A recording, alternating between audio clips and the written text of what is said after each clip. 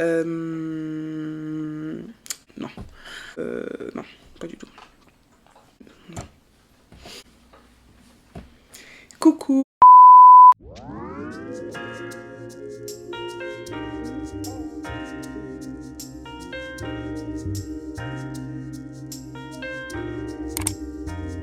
Bienvenue sur ma chaîne et sur ma toute première vidéo. Je suis vraiment super contente de lancer ce projet et j'espère vraiment qu'il va te plaire. Déjà, je vais un peu t'expliquer le concept de ma chaîne. Comme tu as pu le lire dans le nom même de la chaîne, je suis passionnée d'écriture et mon but, ça va vraiment être de te partager cette passion à travers des vidéos type podcast. En fait, je voudrais créer ce genre de vidéo que tu peux tout aussi bien regarder, mais que tu peux aussi poser dans un coin pendant que tu vis ta vie ou bien que pendant que tu es dans les transports par exemple.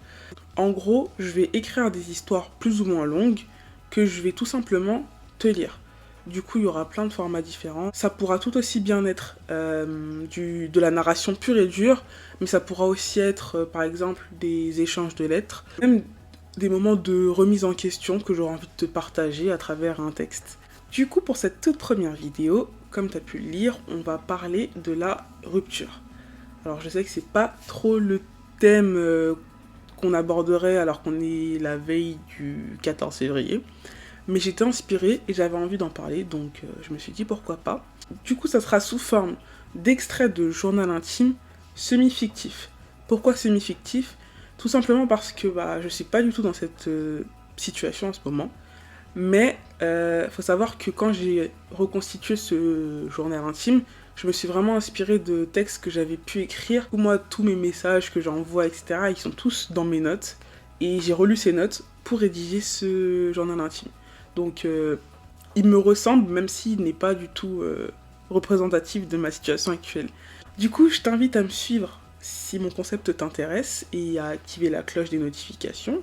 Et aussi, je t'invite vraiment à me suivre sur mon Instagram parce que c'est là-bas où je suis le plus active et je poste assez régulièrement des petits textes vraiment courts pour le coup.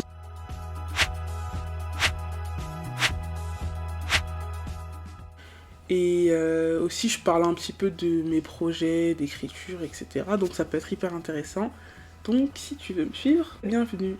Du coup, c'est parti pour cet extrait de journal intime. J'espère vraiment que ça va te plaire et voilà.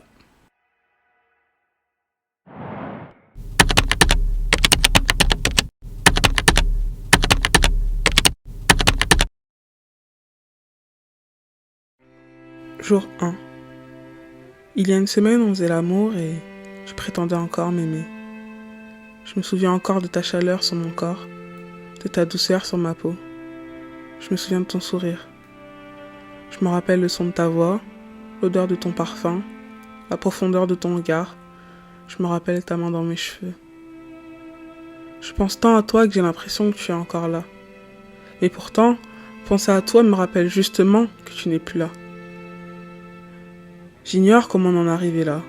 Comment, alors que je vivais hier encore un rêve éveillé, je me suis aujourd'hui retrouvée plongée dans ce cauchemar, sans fin. Jour 6. Je t'ai appelé ce soir, mais je n'ai su que te dire. Je t'en prie, ne pars pas, ne m'abandonne pas, ne me laisse pas tomber. Je t'aime à en crever, j'ai besoin de toi. Mais tout ça, tu le savais déjà. Alors à quoi m'attendais-je? Mon esprit bataillait, partagé. Je voulais que tu me dises non, mais je voulais que tu me retiennes.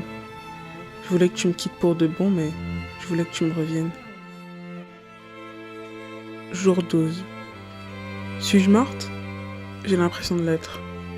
C'est comme si mon corps était dépourvu d'âme. On ne dit pas d'une boîte vide qu'elle est en vie, n'est-ce pas? Elle existe, tout simplement.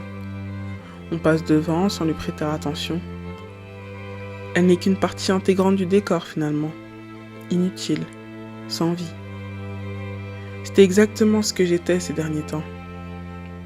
Pourtant, cette souffrance qui transperce mon cœur est, quant à elle, bien vivante, bien réelle. Une douleur cuisante, lancinante qui, tel un incendie, me ravage de l'intérieur.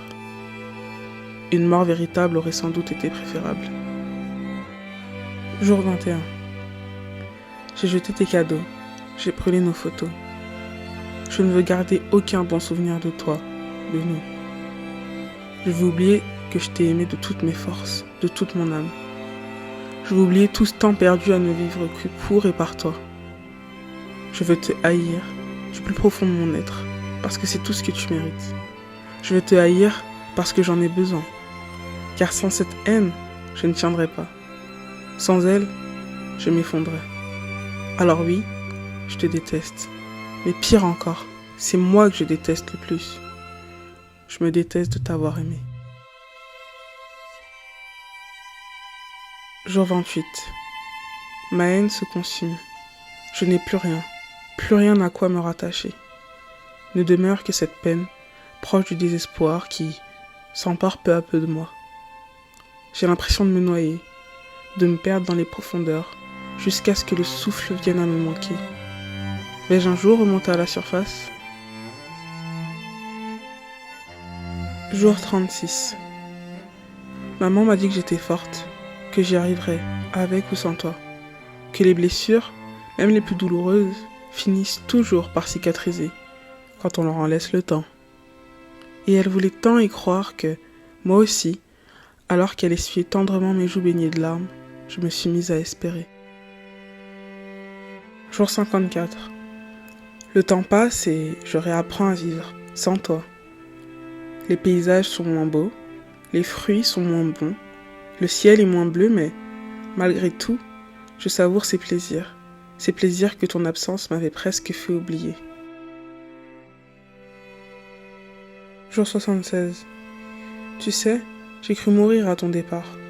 J'ai cru que tu étais parti avec un morceau de mon cœur et que jamais plus il ne battrait si intensément.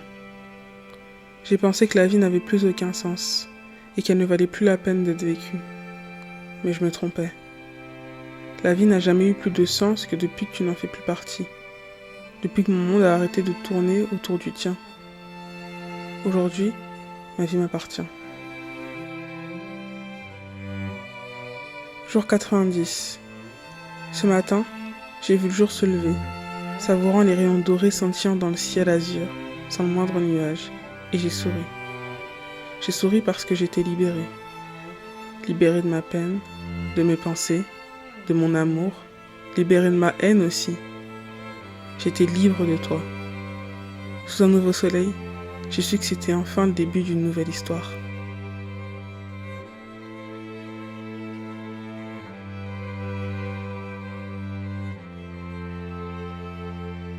Et voilà pour ce tout premier podcast vidéo. J'espère qu'il t'a plu et que tu as apprécié le concept, parce que c'est vraiment quelque chose que j'aimerais développer à l'avenir. Et maintenant, je m'adresse à toi, si tu t'es senti concerné par mon texte, parce que peut-être que tu traverses toi-même une rupture difficile. J'espère que dans un premier temps, écouter mon texte t'a fait du bien. Et surtout, j'espère que tu as compris le message que je voulais transmettre. C'est-à-dire que, ok, la rupture c'est quelque chose de difficile, c'est un fait. Et là, ça s'applique à tout type de rupture, qu'elle soit amoureuse, amicale ou même parfois familiale. Mais je voudrais que tu saches que même si actuellement tu souffres, tu as peut-être l'impression que c'est insurmontable, que voilà, que tu seras toujours malheureuse ou malheureux, je voudrais que tu saches que ça ira forcément mieux. En fait, il faut juste se laisser un peu de temps pour guérir finalement. Donc que ce soit dans 1 semaine, dans 3 mois ou même dans 1 an, peu importe. Moi, j'aime bien dire que de la même façon qu'après la pluie, il y a le beau temps, toi aussi, tu vas te relever à un moment donné. Toi aussi, tu vas te reconstruire. Et ouais, ça ira mieux en fait, tout simplement. Du coup, je te remercie vraiment d'être resté jusqu'à la fin de ma vidéo. N'hésite pas à me donner ton avis en commentaire. Encore une fois, je t'invite à t'abonner, que ce soit sur ma chaîne, mais aussi sur mon Instagram. Et bien, on se retrouve la semaine prochaine pour une toute nouvelle vidéo. Et d'ici là, porte-toi bien.